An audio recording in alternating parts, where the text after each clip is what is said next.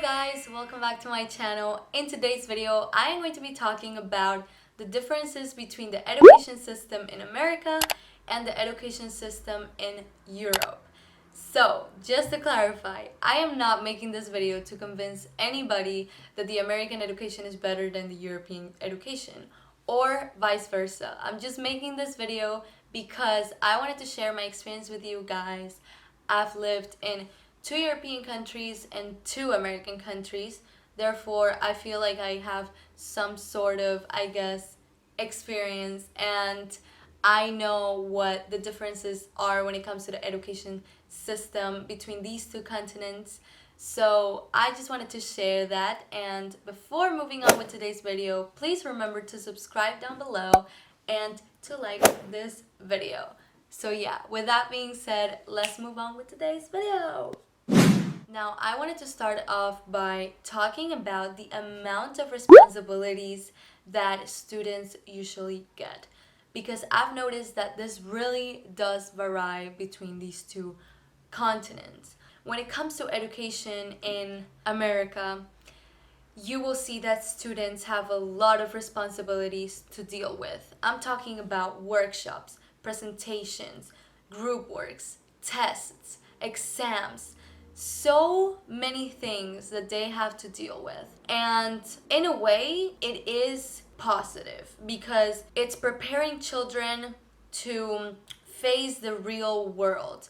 And in the real world, well, nowadays, it is very competitive. Any field that you choose, it's very, very competitive for you to make it nowadays. Just because people are getting better prepared, they're studying more. Globalization is a thing. There's also social media and just access to internet and technology. It's just making the world a really competitive place to be in. Therefore, I feel like they make school really challenging for children so that they're prepared to face the real world. But then I've noticed that in Europe is the complete opposite of that. In fact, we have a very relaxed environment. Kids barely get any homework. I barely get any homework and I'm in 12th grade. So you can imagine. And not only that, but usually all the activities that we have are in school, and any activities that you want to have, you can have outside of school because you also have time. Like I said, if you're not getting any homework, you can imagine the amount of spare time that these children have. And that's also a very positive thing because having free time means that kids can get their minds off school for some time. They can hang out with other children, which is very healthy, and they can also do things that they're really truly passionate about, like sports and languages, or taking courses that they're genuinely interested in, not just because they feel the need to take them so that they can get into a college or get a scholarship, but because they're truly, truly passionate about these subjects. And so that's a huge difference that I've noticed between Europe and America. In America, I feel like a lot of kids feel a lot of pressure, and that pressure makes them take AP classes and extracurriculars that sometimes they're not even interested in, and they're being exploited to a certain extent because they have to somehow get the grade that these universities are asking for, and getting scholarships, which is also not an easy task. They set the bar way too high for their students. So you can really tell that that's already a really big difference, the amount of pressure and responsibilities that their students get.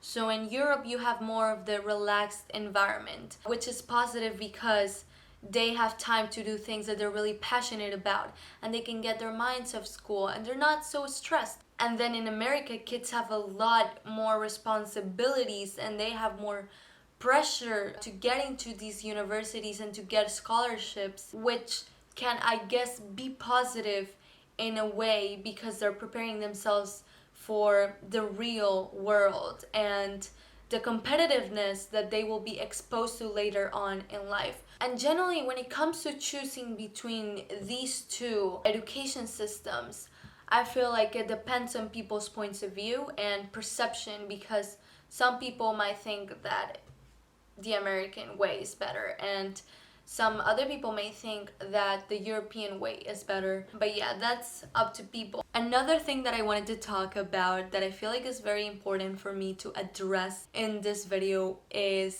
the tuition fees for the education in each one of these continents. So starting off with America, we have countries like the US and Canada that have really good education systems and that are recognized globally. The good thing about Canada and the US is that public schools are free up until high school. And I feel like that's a really great thing that these two really great countries are offering their students a free education up until high school. The problem about the US and Canada is that any further education after high school, it is not cheap whatsoever. In fact, it is very expensive. You can pay almost the price of a house just in tuition fees, which is just absurd. I mean, education is a right. Everybody has the right to be educated. And in these two countries, a lot of people don't have the resources to pay for a university. Therefore, they graduate with thousands of dollars in student debts, which is not the idea. I mean, it's a young adult, it's someone that's starting their life, and they're already starting their life in debt. Same thing goes to all the other countries in America that are not the US and Canada. In fact, it's worse because Latin American countries, even though they offer a free education, the education system is just not good at all. Therefore, parents feel the need to pay for private schools, and then universities are usually also paid for. So when it comes to America, you have really high tuition fees and young adults graduating with student debts. Once again, one positive thing about all of this is that the US and Canada do offer free education up until high school, and even after high school, further education, I guess, is considered one of the best in the world. So even though you're paying for it, you're paying for something that you know is worth the price. I can't say the same thing about Latin America. I know that countries like Chile and Argentina offer really good education systems, but the rest of the countries, unfortunately, are still on their way there, but they're not quite there yet. Now, moving on and talking about Europe. Thank God they offer a free education almost everywhere except for England, which has a very similar education system to the US and Canada. But aside from England, all the other countries, or almost all the other countries, offer a free education, which is great. That's how every country in the world should be. And also, the education system in Europe is very good and it's recognized globally, which is amazing. For example, we have countries like Germany. When you go to the university, it is completely tuition free, and they also offer a free transportation pass for the entire city that you live in. That is once again amazing, and I genuinely hope that other countries will follow the steps of countries such as Germany. To close off this video, I wanted to, last but not least, talk about the statistics when it comes to the education system. Which countries have, statistically speaking, a better education system than other countries? So I went to Wikipedia and I took the time to research for the list, the top 20 best education systems in the world. And I was surprised to find out that 11 countries out of 20 in that list were European. So, wow, that's more than half of the 20 countries with the best education system in the world, which is very surprising, to be quite honest with you. In the first place, we have Finland, which is known for not really having a lot of tests and having a more calm and relaxed environment.